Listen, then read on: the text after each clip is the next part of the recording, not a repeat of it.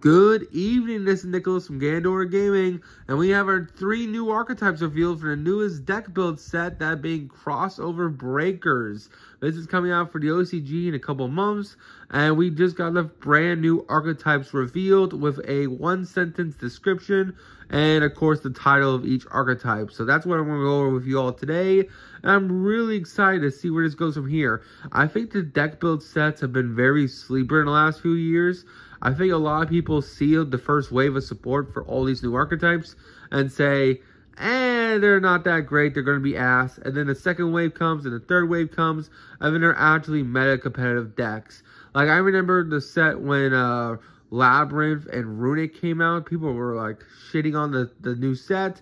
And then all 3 of the archetypes that came out in that set became regional toppers, if not YCS winners / this really exciting decks. Like, even the Pendulum Valence archetype, even that deck did really well when Cybersign was still legal.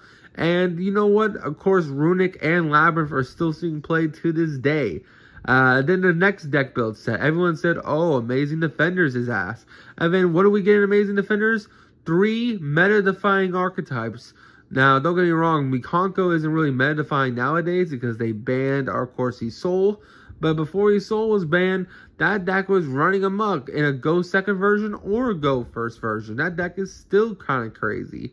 And don't even get me started on, of course, our lovely Rescue Ace and Pearly.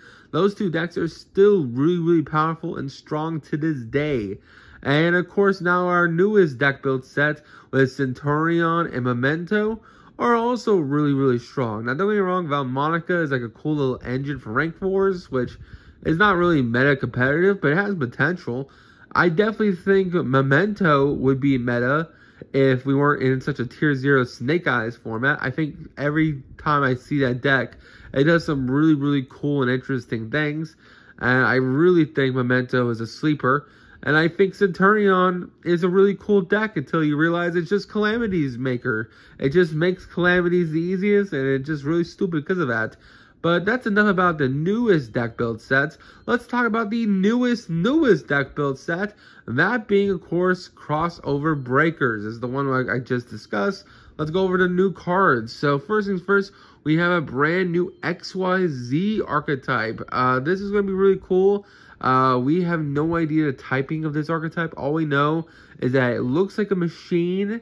And in the description, it says it's the XYZ archetype, dealing with, of course, electricity and fire, which is really cool. I'm hoping it's a new rank 3 strategy to go over Gold Pride Punk Goblin Bikers, but if not, it will just have to do. It's called Raziel. Really interesting archetype. It looks like machines. If I didn't know any better, I would say it's a machine archetype, in which case, hey, Springins, this is the second fire machine archetype, not counting Rescue Ace. Maybe you can splash at them and do some things with the Furions. I'm just saying. I mean, these cards look like Furions. I'm just saying. Maybe we get some interesting Furion support indirectly through this archetype. I don't know. We'll just have to see. Next we have is Malice. This is a new Cybers archetype. And the only reason we know it's Cybers is because in the description, it's like, entering a new world of Cybers. And if I didn't know any better, this looks like some Alice in Wonderland shit. This is, of course, the Red Queen. And yeah, I'm really excited to see where this goes. It is a Cybers archetype. I think this is our first Cybers archetype since Reigns ended, which is kind of crazy. Reigns ended so long ago, but it makes sense. Once Reigns ended, they didn't want to keep printing out links. Oh, they did keep printing out links, but they didn't want to keep making new link archetypes. They kind of want to give all the other archetypes that were being slept on some space and some room to grow. And now that we have enough time since the link era, we can get a new Cybers archetype. So I'm hoping it's good. Cross fingers. We'll just have to see if Malice is pretty good. I'm not gonna lie, when I hear Malice and AI, I'm just gonna think of the short story of I have no mouth and I must scream, even though it's a freaking VTuber ass image I'm looking at of Yu-Gi-Oh card. But I don't know, it's just Malice and AI doesn't sound good. It sounds evil to me, so I'm just gonna go from there. And then finally have a brand new Dragon archetype.